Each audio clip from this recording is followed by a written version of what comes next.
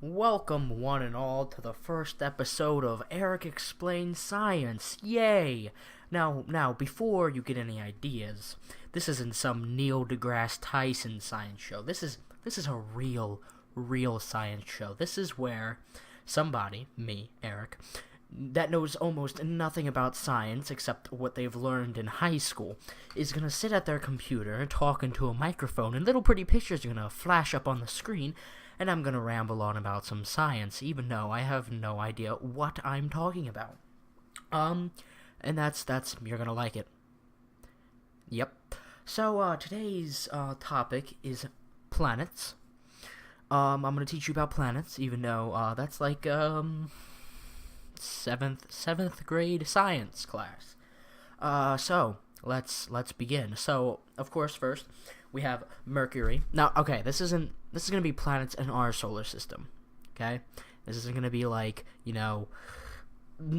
Newton Upton 5.73 up in the who's it's up in space, down whatever in space. This is our solar system. Okay, not like an alien races or anything. This is ours. Okay, here we go. We got Mercury, right? The smallest, innermost planet in the solar system. Nobody really cares about Mercury. Soon it's gonna be swallowed up by the sun, and nobody's gonna care about it. Poor Mercury. Nobody cares about Mercury because it's it's Mercury. And we got Venus, second planet from the sun. It says here it orbits every 224.7 Earth days. Okay, good for it. It's an overachiever. 1 Earth day, it only orbits over. Actually, no, it's an underachiever. Freaking lazy. Only goes over 224 days, while Earth's like, nope, I'm gonna do it every day. Well, you know what, Venus? Get going. And then, of course, we have our home planet, Earth. We live here. This is where I am. And you are there, too. I know where you are. You're on Earth. Because that's where we all are, unless you're an alien. If you are an alien, welcome to Earth. Sorry you have to deal with me if this is your first contact with human life. Next we have Mars, also known as Matt Damon Was Here. This is fourth planet right after Earth. Second smallest planet. And they found water on there. There's a bunch of robots on there. Most of them are dead. They're sending more up there. We're gonna try to land on that thing, and it's gonna be pretty fun. We got Jupiter. It's got a storm. Got a big old red eye storm flying around it. Not really flying around it, but going around it.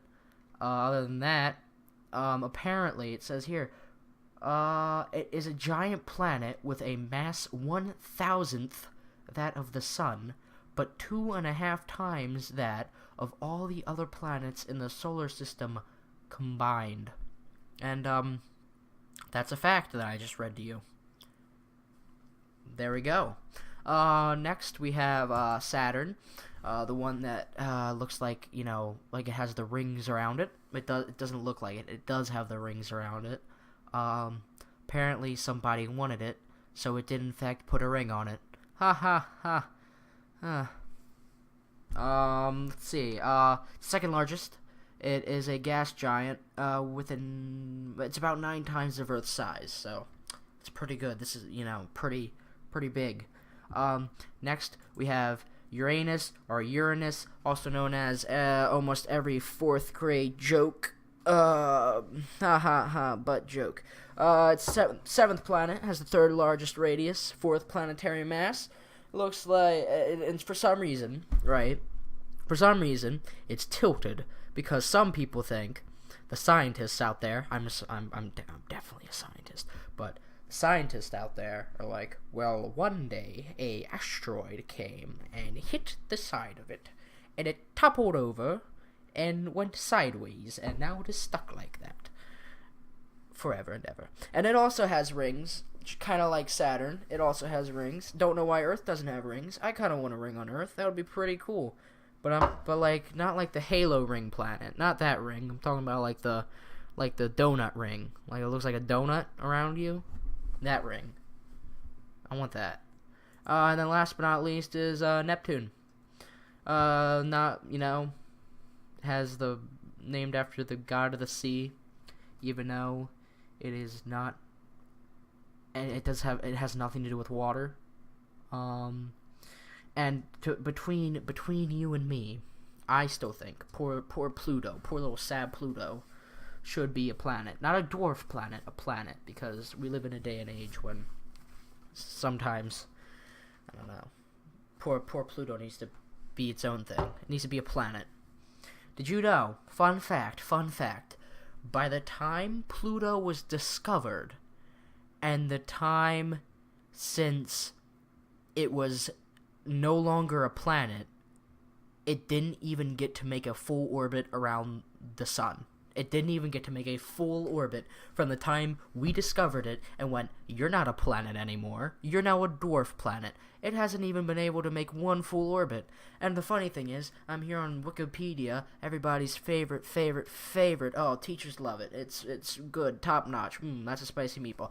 It says right here, I love this, Pluto, our favorite dwarf planet since 2006. You don't know me, Wikipedia. What if I have another favorite dwarf planet? What if Pluto isn't my favorite dwarf planet? It could be yours, Wikipedia, but it's not mine. Well, it may be, but you don't know that. What if, like, Flea Flaw 47 is my favorite dwarf planet, not Pluto. Pluto is a dog from Mickey Mouse.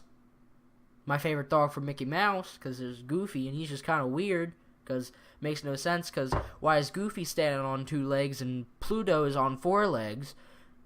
Why does Goofy get to talk and go yuck, and why does Pluto just go bark, and Goofy gets to wear a hat and Pluto doesn't get to wear a hat? I think the people friggin' Walt Disney needs to get his stuff together, because why do that? Why have a real dog and a not real dog, but it is a dog? Even though there's another dog too. That's freaking what's his face? The big one, the villain that's always in there. He's a dog too. Why is there 2 dogs that stand up and walk around, and then there's poor Pluto, who freaking is a normal dog? What? Who thought of that? Who thought of that?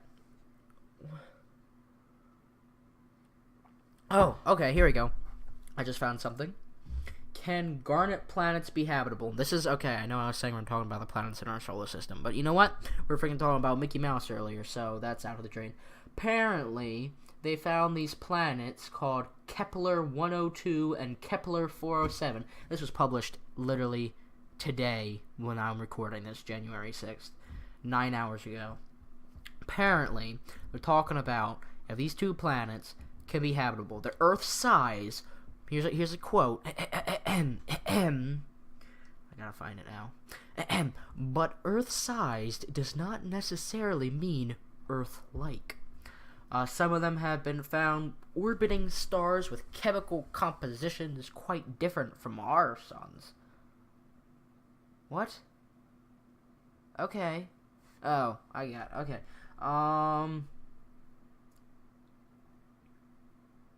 This makes no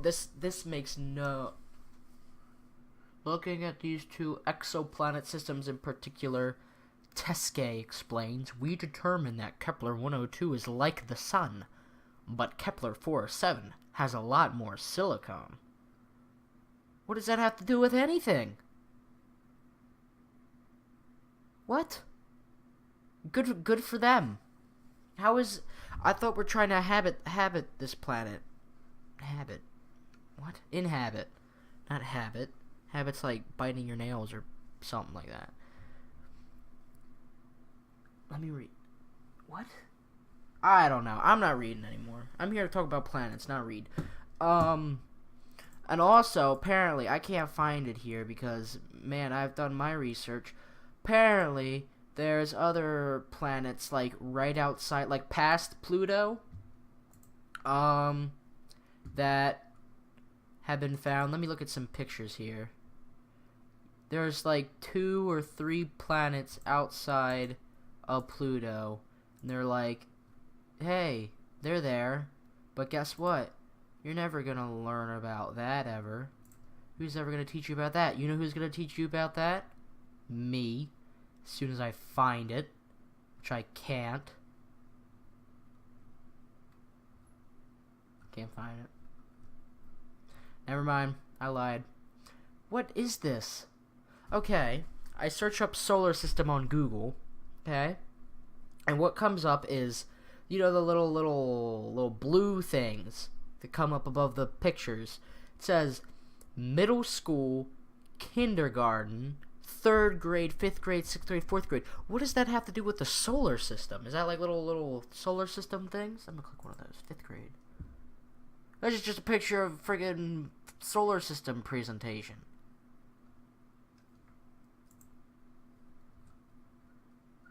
Good for you. Congrats. You made some cardboard. Put some cardboard together. You get an A.